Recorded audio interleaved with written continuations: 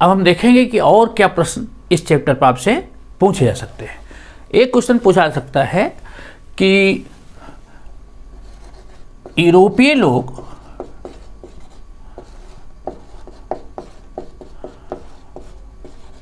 का दृष्टिकोण मूल निवासियों के प्रति कैसा था।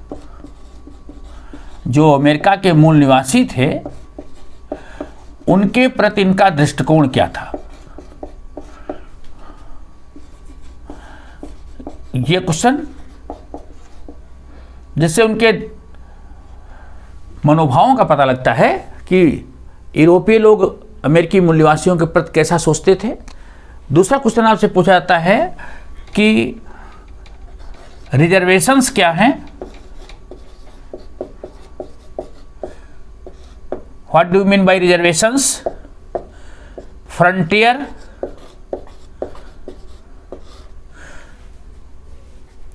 What do you mean by frontier, या फ्रंटियर बार बार क्यों खिसकती रही।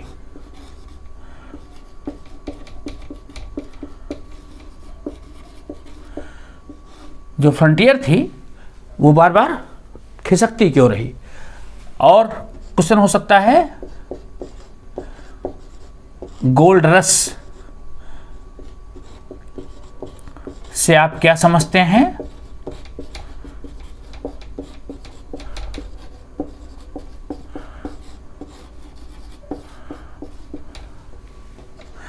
द ट्रेल ऑफ टीयर्स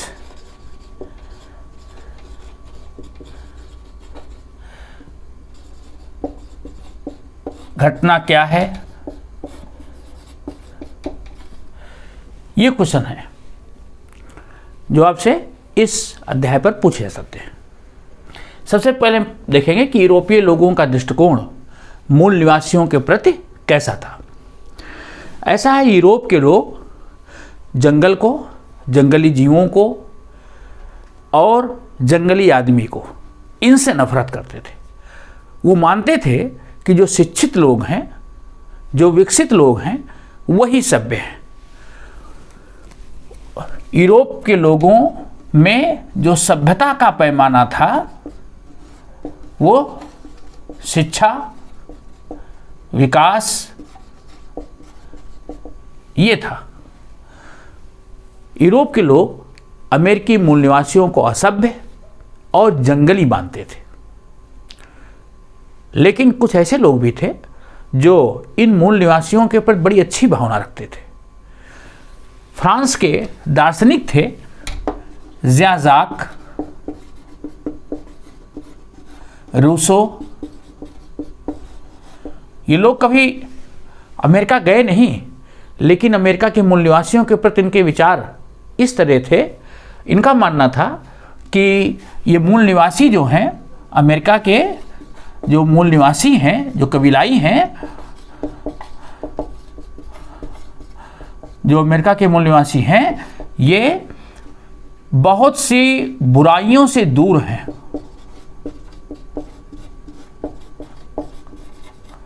उनका मानना था चूंकि ये they lives in the lap of nature, वो प्रकृति की गोद में रहते हैं, जंगलों में रहते हैं, इसलिए वो सभ्य समाज की बुराइयों से दूर हैं।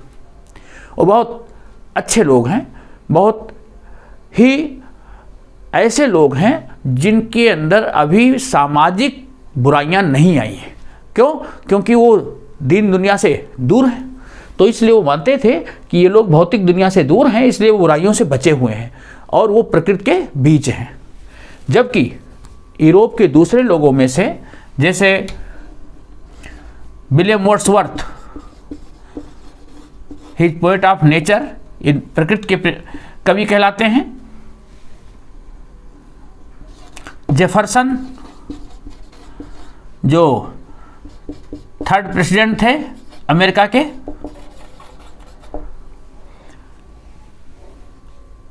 वर्ड्सवर्थ प्रकृति के प्रेमी कवि, लेकिन उनकी राय इनके प्रति अलग थी। वर्ड्सवर्थ कहते हैं कि ये आदिवासी लोग जंगलों में रहते हैं, इसलिए उनमें कल्पना शक्ति का अभाव है। वर्ड्सवर्थ मानते थे कि उनमें कल्पना शक्ति नहीं है, दे कैन नॉट इमेजिन, वो अच्छे विचार नहीं सोच सकते, उनके अंदर रचनात्मक शक्ति नहीं है। इसी तरह जेफरसन जो राष्ट्रपति के पद पर थे, लेकिन इनकी भी जो विचारधारा थी वो इन कबीलों के प्रति उनको वो जंगली, आगे इस प्रकार से संबोधित करते थे। उनका कहना था कि ये जो आदिवासी लोग हैं ये बहुत ही अभागी नस्ल है, जिनको हर तरह से सभ्य बनाने की हमने इतनी हिकमत की, इतने हमने एफर्ट्स किए, but they are not ready to be civilise. उनका मानना था कि ये सभ्य होने के लिए तैयार ही नहीं है, ये बहुत ही अभागी किस्म है। जबकि जाजाक, रूसो, ये लोग उनको अच्छी निगाह से देखते थे। इन्होंने उनके लिए एक शब्द प्रयोग किया था, उदात्त, उत्तम, जंगली। ऐसे जंगल में रहने वाले लोग जो बहुत ही उदार हैं और उनका नेचर बहुत ही आइडियल है। द नोबल सेवेज, उसके लिए इंग्लिश में शब्द है द नोबल सेवेज, ये शब्द उन्होंने प्रयोग किया। और वहीं वर्ड्सवर्थ, जेफरसन जैसे लोग उनको बड़ी गिरी हुई निगाह से देखते थे, उन्हें सम्मान नहीं देते थे, मानते थे कि ये व्यक्ति कुछ कर ही नहीं सकते, और उनको जंगली पशुओं के तरह ही उनके प्रति व्यवहार था। जो कबीले के लोग थे, कई एक कबीले थे, और ये कबीले के लोग बड़े भोले थे। यहाँ तक कि तरह तरह की चीज़ें, जो वैल्यूएबल चीज़ें थी, सोने जैसी चीज़ें, ये ला करके स्पेन और पुर्तगाल के लोगों, अंग्रेज़ों को दे देते थे, और उसके बदले वो थोड़े से चीज़ों में ही संतुष्ट हो जाते थे। यूरोप के लोग उनको कांच दे करके उनसे सोना ले लेते थे। कंबल, लोहे के तीर, चाकू, इस प्रकार की चीज़ें दे करके उनसे खनिज लाने के लिए कहते, या ऐसे जानवरों की खाल जिनमें कि रोए हों, समूरधारी जानवरों की खाल, उनसे छोटे छोटे उपहारों के बदले दे देते थे। ये कबीले उनके साथ बड़ा सहयोग करते थे, लेकिन इन कबीलों के प्रति इनकी विचारधारा बहुत सकारात्मक नहीं थी।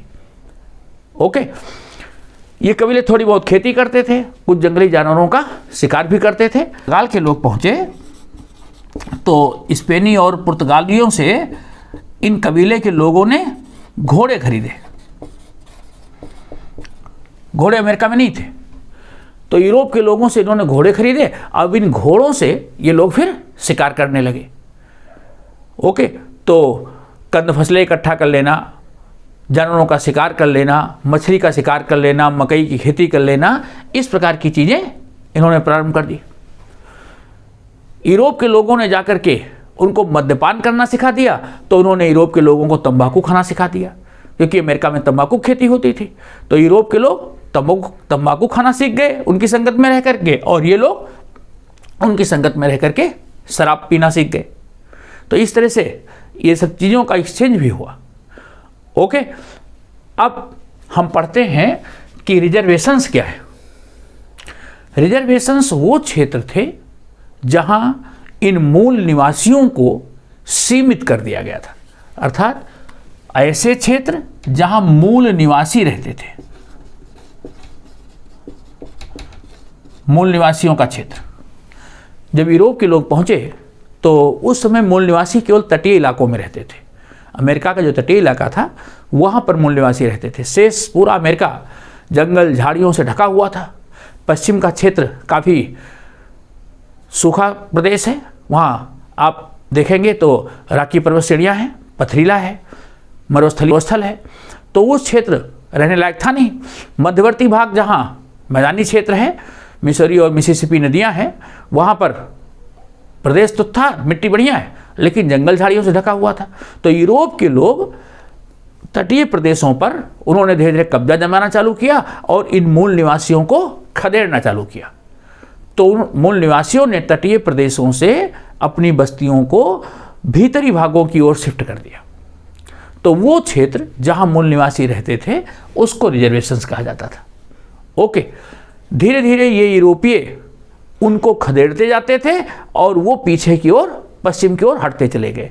इसीलिए कहा गया कि फ्रंटियर मतलब वो सीमा जो यूरोपीय अधिकार क्षेत्र और इधर जो मूल निवासी थे, नेटिव लोग थे, उनके क्षेत्र का सीमांकन करती थी। पूर्व की ओर से यूरोपीय लोगों ने आकर के इस पूरे क्षेत्र पर अधिकार कर लिया, मूल निवासी इधर चले आए। धीरे धीरे इन यूरोपीय लोगों ने और आगे बढ़ने का प्रयास किया, तो ये मूल निवासी और पश्चिम की ओर खिसक गए। अब ये पूरा क्षेत्र यूरोपीय लोगों के अधिकार में आ गया। कुछ दिनों में मूल निवासियों को और आगे खदेड़ दिया गया। ये पश्चिमी सरहद थी और आगे की ओर शिफ्ट हो गई। तो ये जो मूल निवासियों और यूरोपियंस के बीच सीमा रेखा थी, ये स्थायी नहीं थी। जैसे जैसे यूरोपीय पश्चिम की ओर बढ़ते, मूल निवासी पश्चिम की ओर हटते चले गए। तो इसीलिए कहते हैं कि फरती रहती थी और अंत में ले जा करके यूरोपीय लोगों ने जितना उपजाऊ प्रदेश था उस पर अधिकार कर लिया और इन मूल निवासियों को ले जा करके जो पश्चिम में शुष्क क्षेत्र है, कैलिफोर्निया का जो इलाका है, रॉकी पर्वत श्रेणी और सेरा नेवादा का मरुस्थलीय क्षेत्र है, उस शुष्क क्षेत्र में, पथरीले क्षेत्र में मूल निवासियों को रहने के लिए इन्होंने बाध्य कर दिया। मतलब जितनी उर्वर क्षेत्र था उस पर यूरोपियंस ने अपना अधिकार स्थापित कर लिया। गोल्ड रश से आप क्या समझते हैं? गोल्ड रश का मतलब है सोने की खोज। ओके, 1840 में अमेरिका में कैलिफोर्निया क्षेत्र में सोने की खोज हुई। पता लगा कि वहाँ सोने का भंडार है। ये पता लगते ही यूरोप के लोग जो रातों रात मिलेनियस बनना चाहते थे, भग भग करके यूरोप से अमेरिका पहुंचने लगे। स्कॉटलैंड का एक व्यक्ति था, Andrew Carnegie. Andrew Carnegie Scotland का था। वो वहाँ पहुँचा और वो सब पहला व्यक्ति था जो सबसे जल्दी वो करोड़पति बन गया। क्यों? क्योंकि उसको उस क्षेत्र पर अधिकार मिल गया जहाँ की स्वर्ण भंडार था और उसको देख करके सारे नवयुवक जल्दी जल्दी वहाँ पहुँचने लगे और बहुत से ऐसे लोगों को ले जा करके वहाँ पर काम पर लगाया गया। खास करके ऐसे चीनी श्रमिक, चीन से श्रमिक ले जाए गए और उनसे स्वर्ण भंडार का जो क्षेत्र था वहाँ पर खुदाई की जाती थी। आज की तरह मशीनें थी नहीं, तो सारा काम मैन पावर से होता था। तो चीनी श्रमिकों को लगाया गया। उस क्षेत्र में रेलवे का विकास किया गया जिससे लोग वहाँ पहुँच सके आसानी से।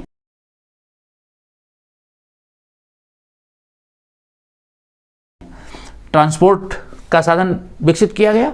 तो रेलवे और चीनी श्रमिकों की वजह से उस क्षेत्र में बहुत तेजी से बस्तियां बसने लगी और स्वर्ण भंडारों की खोज का काम जारी हो गया और इस वजह से बहुत बड़े पैमाने पर जनसंख्या का माइग्रेशन उस क्षेत्र में हुआ और वो पूरा क्षेत्र मूल निवासियों से गोल्ड रश की वजह से भी जो है मूल निवासी विस्थापित हुए। ओके, अब हम देखते हैं कि ट्रायल ऑफ टीयर्स ये घटना क्या है। ट्रेल ऑफ टीयर्स ये घटना क्या है? होता क्या था कि मूल निवासियों के प्रति जो यहाँ के यूरोपीय लोग थे उनका नज़रिया शुरू से बड़ा सीमित था। वो उनको हमेशा असभ्य और जंगली ही मानते थे। यहाँ का एक कबीला था, चिरोकी कबीला।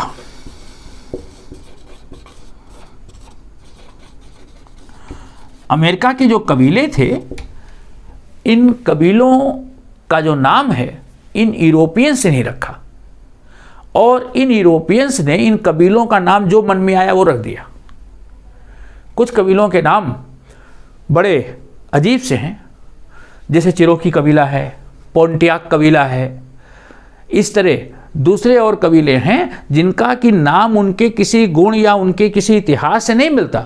डकोटा कबीला है, कबीले का नाम डकोटा रख दिया। डकोटा तो ऐसे हवाई जहाज का हो, लेकिन इस तरह किसी अननोन व्यक्ति को फ्राइडे के नाम से संबोधित करते थे।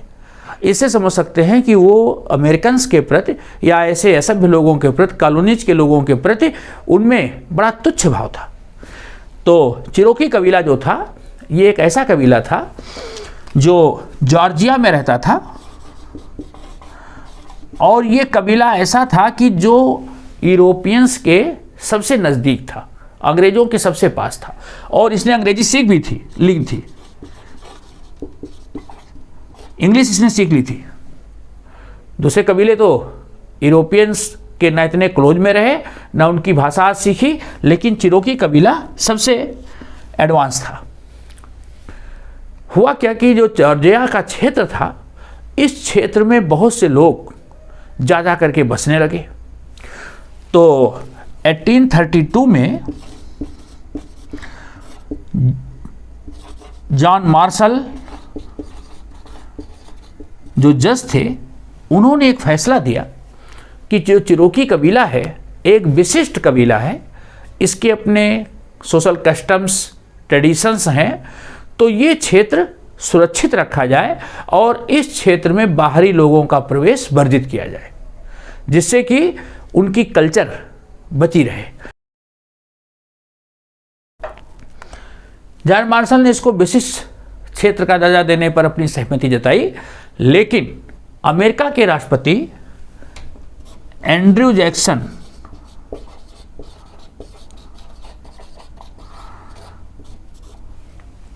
यद्यपि एक ऐसे राष्ट्रपति माने जाते थे जिनकी राजनीतिक सोच बड़ी उदार मानी गई, लोगों के आर्थिक और सामाजिक अधिकारों के समर्थक माने जाते थे, लेकिन इन्होंने जब चिरोकी कबीले के लोगों का प्रश्न आया तो इन्होंने जॉन मार्शल के आदेश को नहीं माना।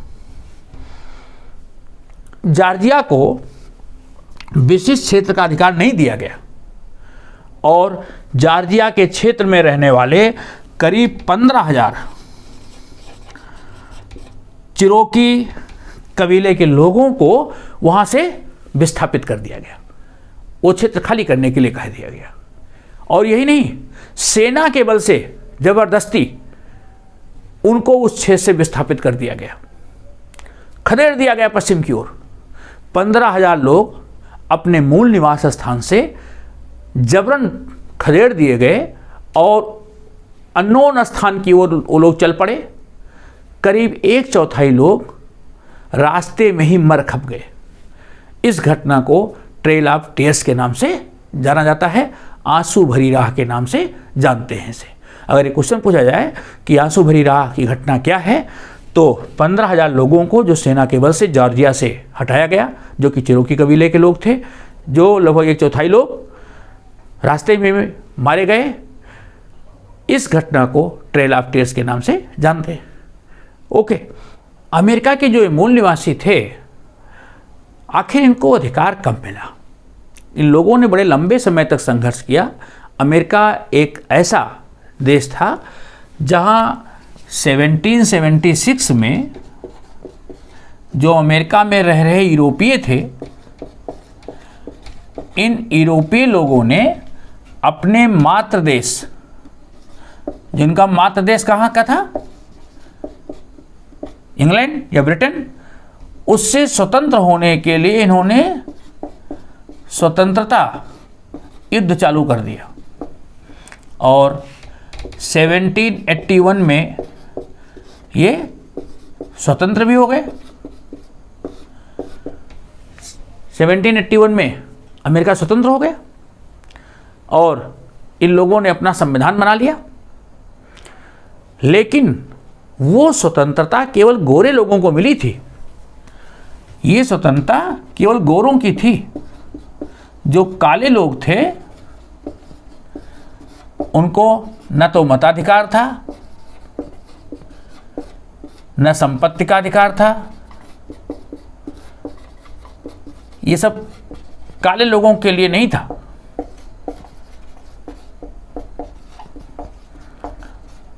जो स्वतंत्रता थी वो केवल गोरे लोगों के लिए थी। काले लोगों को लंबी लड़ाई लड़नी पड़ी और वो लंबी लड़ाई काले लोगों ने उस समय से लेकर के कब तक 1982 में जाकर के यहां पूरे अधिकार मिले। पूरे अधिकार इन काले लोगों को कब मिला? 1982। इसकी एक कहानी है। एक समाजशास्त्री थे लेवाइस मरियम।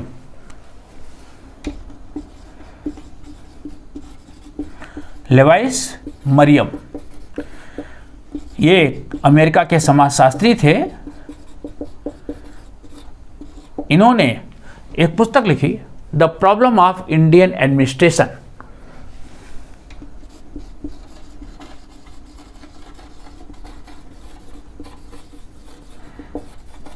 ये क्वेश्चन आपसे पूछा जा सकता है कि ये पुस्तक किसने लिखी? लेवाइस मरियम। इसमें इन्होंने प्रमुखता से जो मूल निवासी थे उनकी समस्या को उठाया कि मूल निवासियों के साथ किस किस तरह का जो है भेदभाव हुआ है और इनको इनके अधिकार मिलने चाहिए। कब बात उठी? 1928 में।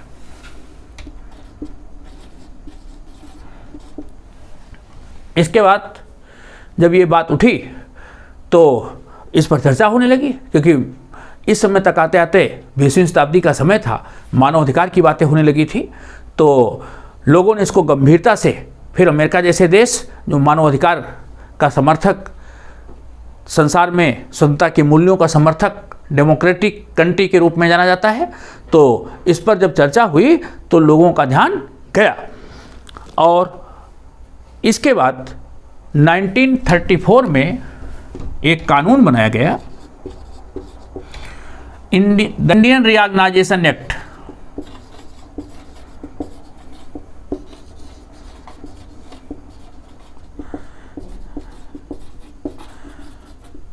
द इंडियन रिकॉग्नाइजेशन एक्ट, ये एक्ट बनाया गया कि जो मूल निवासी हैं वो रिजर्वेशंस के इलाके में संपत्ति खरीद सकते हैं, वहाँ पर वो रह सकते हैं, संपत्ति खरीदने का अधिकार,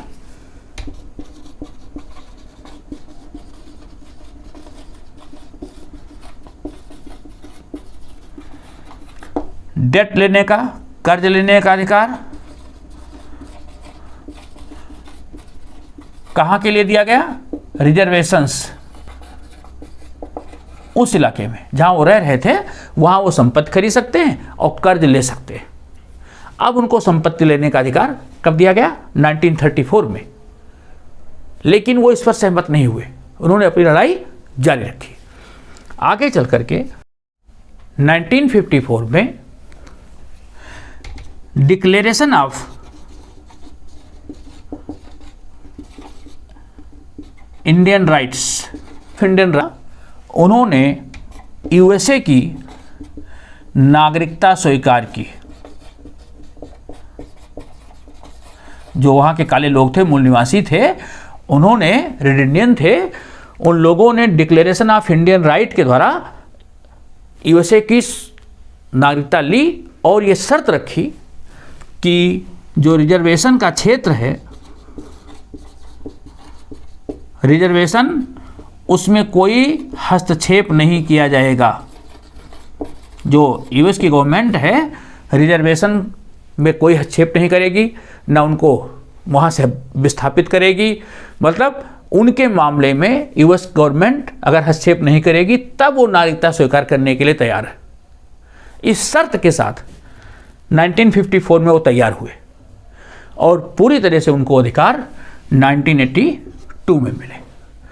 तो इस तरह वहाँ के मूल निवासियों ने एक लंबी लड़ाई लड़ करके इन बाहर से आए हुए यूरोपियन से अपने प्राप्त किया। तो इस तरह जो अमेरिका की कहानी पूरी हुई। बच्चों, आपको वीडियो कैसा लगा? आप अपनी प्रतिक्रिया भी देंगे, अपने मित्रों को भी शेयर करेंगे और चैनल को लाइक तथा सब्सक्राइब भी करते रहें। थैंक्स।